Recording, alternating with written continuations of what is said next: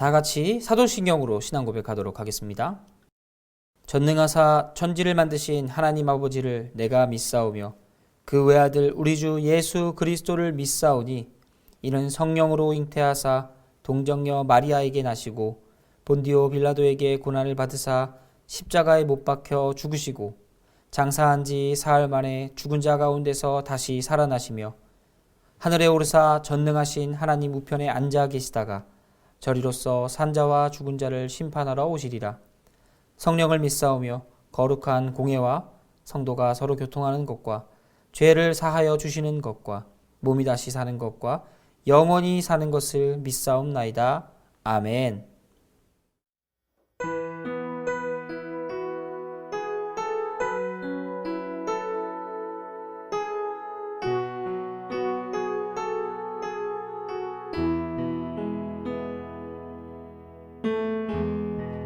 주께서 높은 보좌에 앉으셨는데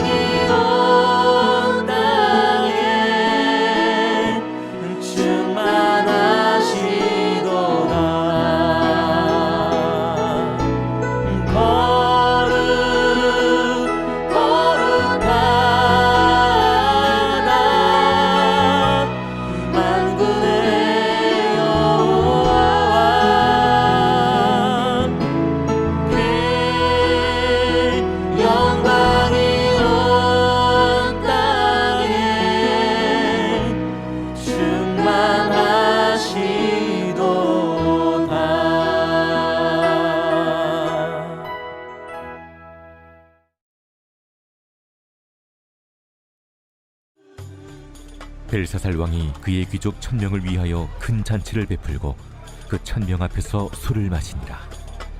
벨사살이 술을 마실 때에 명하여 그의 부친 느부갓네살이 예루살렘 성전에서 탈취하여 온 금 은그릇을 가져오라고 명하였으니 이는 왕과 귀족들과 왕후들과 후궁들이 다 그것으로 마시려 함이었더라. 이에 예루살렘 하나님의 전 성소 중에서 탈취하여 온 금그릇을 가져오매 왕이 그 귀족들과 왕후들과 후궁들과 더불어 그것으로 마시더라. 그들이 술을 마시고는 그 금, 은, 구리, 쇠, 나무, 돌로 만든 신들을 찬양하니라. 그때 사람의 손가락들이 나타나서 왕궁 촛대 맞은편 석회벽에 글자를 쓰는데 왕이 그 글자 쓰는 손가락을 본지라. 이에 왕의 즐기던 얼굴빛이 변하고 그 생각이 번밀하여 넓적다리 마디가 눕는 듯하고 그의 무릎이 서로 부딪힌지라. 왕이 크게 소리질러 술객과 갈대아 술사와 점쟁이를 불러오게 하고 바벨론의 지혜자들에게 말하되 누구를 막론하고 이 글자를 읽고 그 해석을 내게 보이며 자주색 옷을 입히고 금사슬을 그의 목에 걸어주리니 그를 나라의 셋째 통치자로 삼으리라. 그때 왕의 지혜자가 다 들어왔으나 능히 그 글자를 읽지 못하며 그 해석을 왕께 알려주지 못하는지라. 그러므로 벨사살 왕이 크게 번민하여 그의 얼굴빛이 변하였고 귀족들도 다 놀라니라. 왕비가 왕과 그 귀족들의 말로 말미암아 잔치하는 궁에 들어왔더니 이에 말하여 이르되 왕이여 만수무강하옵소서. 왕의 생각을 번민하게 하지 말며 얼굴빛을 변할 것도 아니니이다. 왕의 나라에 거룩한 신들의 영이 있는 사람이 있으니 곧 왕의 부친 때에 있던 자로서 명철과 총명과 지혜가 신들의 지혜와 같은 자니이다. 왕의 부친 느부갓네살 왕이 그를 세워 박수와 술객과 갈대와 술사와 점쟁이의 어른을 삼으셨으니 왕이 베드사살이라 이름하는 이 다니엘은 마음이 민첩하고 지식과 총명이 있어 능히 꿈을 해석하며 은밀한 말을 밝히며 의문을 풀 수 있었나이다. 이제 다니엘을 부르소서. 그리하시면 그가 그 해석을 알려드리리이다. 이에 다니엘이 부름을 받아 왕이 앞에 나오매 왕이 다니엘에게 말하되 네가 나의 부왕이 유다에서 사로잡아온 유다 자손 중에 그 다니엘이냐? 내가 네게 대하여 들은즉 네 안에는 신들의 영이 있으므로 네가 명철과 총명과 비상한 지혜가 있다 하도다. 지금 여러 지혜자와 술객을 내 앞에 불러다가 그들에게 이 글을 읽고 그 해석을 내게 알게 하라 하였으나 그들이 다 그 해석을 내게 보이지 못하였느니라. 내가 네게 대하여 들은즉 너는 해석을 잘하고 의문을 푼다 하도다. 그런즉 이제 네가 이 글을 읽고 그 해석을 내게 알려주면 네게 자주색 옷을 입히고 금사슬을 내 목에 걸어주어 너를 나라의 셋째 통치자로 삼으리라. 오늘 본문에는 느부갓네살 다음으로 왕이 된 벨사살의 이야기로 시작됩니다. 그는 자신이 왕이 된 것을 드러내는 잔치를 하게 되는데요. 귀족들을 모아 많은 음식들과 술을 놓고 마시게 됩니다. 그 과정 가운데 예루살렘 성전에서 탈취한 느부갓네살 때 탈취된 그 성전의 물품들을 들고 와 그곳에 술을 따라 마시게 되죠. 그리고 그곳에서 더 나아가서 금이나 은으로 만든 우상들에게 절하며 그들을 찬양하는 지경에까지 이르게 됩니다. 그때 왕궁 촛대 맞은편에 한 글자, 손가락에 나타난 글자를 적게 되는데요. 이것을 본 왕은 두려움에 떨 수밖에 없었습니다. 이런 기이한 현상은 신의 영역이었고 초월적인 영역이고 초현실적인 영역이었기 때문에 그의 힘으로 할 수 있는 것이 아무것도 없음을 알게 됩니다. 그는 두렵고 떨리는 마음으로 바벨론 내에 있는 많은 술객들과 무당들을 불러 점쟁이들을 불러 이 일을 지시하고 읽고 해석하도록 명령합니다. 하지만 그것을 해석할 수 있는 사람은 아무도 없었습니다. 심지어 읽을 수 있는 사람조차도 없게 됩니다. 왕의 근심은 더욱더 깊어져 갔고 왕은 수척해 갈 수밖에 없었습니다. 해결되지 못하는 이 사건은 왕으로 하여금 충분한 두려움을 갖게 했고 모든 것을 다스리고 모든 것을 소유하였다고 말하는 이 벨사살 왕의 교만함을 완벽하게 꺾어버리게 됩니다. 이런 벨사살 왕이 두려움에 처한 이유, 그 근거는 무엇입니까? 이유는 간단합니다. 그의 아버지 느부갓네살에게 명령하신 이 하나님의 명령을 지키지 않았기 때문입니다. 그는 하나님께서 하신 명령을 알았지만, 자신의 아버지 때 이런 일이 있었다는 걸 보았지만, 들었지만 그는 여전히 교만했고 여전히 왕이었고 자신의 이익과 자신의 권력에 심취하여 하나님 앞에 교만한 죄를 지었습니다. 그의 생명이 누구 것인가 그는 생각하지 않았고, 그의 생명을 연장시켜주는 분이 누구신가 그는 기억하지 않았습니다. 이것은 스스로 고의적으로 선택한 것이라는 겁니다. 다니엘 4장에 하나님께서 느부갓네살 왕의 악행을 그치고 교만함을 버리며 공의로 다스리고 가난한 자들을 돌아볼 것을 명령하셨습니다. 그리고 느부갓네살 왕은 이것을 지킵니다. 그의 생명이 연장됩니다. 그는 왕으로서 계속해서 바벨론을 다스리게 됩니다. 그러면서 마지막에 이야기하지 않습니까? 하나님을 찬양한다고. 하지만 그런 아버지 밑에 있던 벨사살은 이것은 잊어버리고 그가 원하는 삶을 살고 있었습니다. 그리고 이 모든 일에 하나님의 심판이 달려있다는 것을 그는 망각했던 것 같습니다. 그리고 그가 잔치를 벌이고 있는 그 순간 나타난 그 두려운 순간에선 그는 분명히 하나님의 말씀을 떠올렸을 것입니다. 이제 내 나라가 망하게 되었다는 것을 그는 어렴풋이 알게 되었을 것입니다. 그래서 그는 자신의 근심이 더하여 가자 그의 왕비의 조언대로 유다 사람 다니엘을 다시 한번 불러 그 꿈을 해석하게 만듭니다. 하나님을 잊은 백성에게 남은 것은 심판밖에 없습니다. 그리고 악인들은 잠깐의 경고에는 두려움에 떨 수 있지만 결국 자신에게 사로잡혀 교만하고 인생을 허비할 수밖에 없게 됩니다. 그리고 이 모든 일의 해결점이신 하나님께 갈 수 있는 유일한 방법인 다니엘, 하나님의 사람을 벨사살이 결국 찾게 됩니다. 하나님의 계획은 무궁무진하지만 우리에게 하나님께서는 깨닫게 하시고 보여주시고 사람을 통해 알게 하심으로 하나님의 계획을 조금이나마 맛볼 수 있도록 해주십니다. 우리 하나님의 계획을 모르기에 하나님의 말씀에 귀 기울여 더 노력해야 한다는 것입니다. 하나님께서 말씀하실 때 우리는 그 말씀에 귀 기울여 들어야 합니다. 연약한 우리는 이것들을 잊을 수 있기에 잊지 않도록 마음에 새겨야 합니다.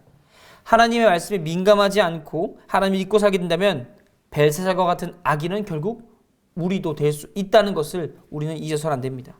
하나님의 사람, 의인, 그리고 악인을 구별하는 단 한 가지 차이는 하나님을 온전히 인지할 수 있는가, 하나님을 잊고 나만 살아가는가, 이 점에 달려있다는 것입니다. 우리는 언제나 이 중요한 사실을 놓쳐서는 안 될 것입니다.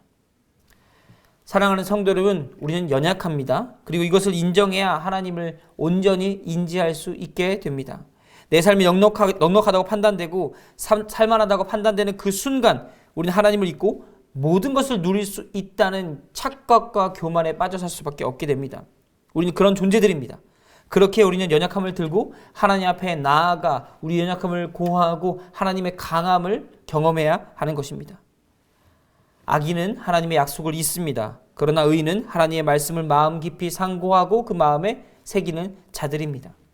오늘 하루 이런 하나님의 말씀을 기억하며 우리의 삶을 돌아보고 하나님을 신뢰하는 하나님의 백성들로 살아가는 하루가 되시기를 간절히 소원합니다. 기도하겠습니다. 사랑의 하나님, 연약한 우리를 하나님의 품 안에 인도하심에 감사합니다. 우리가 하나님의 말씀을 잊지 않도록 도와주시고 교만하지 않도록 도와주시며 내가 하나님의 뜻을 판단하고 또한 내 이익을 쫓아가고 나에 집중하는 것이 아니라 온전히 하나님을 신뢰하고 모든 것을 맡겨드리며 하나님 행하실 일을 기대하는 하나님의 백성들로 우리의 마음을 굳건하게 하시고 지켜주시옵소서. 감사합니다. 사랑합니다. 예수님의 이름으로 기도드렸습니다. 아멘. 하늘에 계신 우리 아버지여, 이름이 거룩히 여김을 받으시오며 나라에 임하옵시며 뜻이 하늘에서 이룬 것 같이 땅에서도 이루어지이다. 오늘날 우리에게 일용할 양식을 주옵시고 우리가 우리에게 죄 지은 자를 사하여 준 것 같이 우리 죄를 사하여 주옵시고 우리를 시험에 들게 하지 마옵시고 다만 악에서 구하옵소서. 대개 나라와 권세와 영광이 아버지께 영원히 있사옵나이다. 아멘.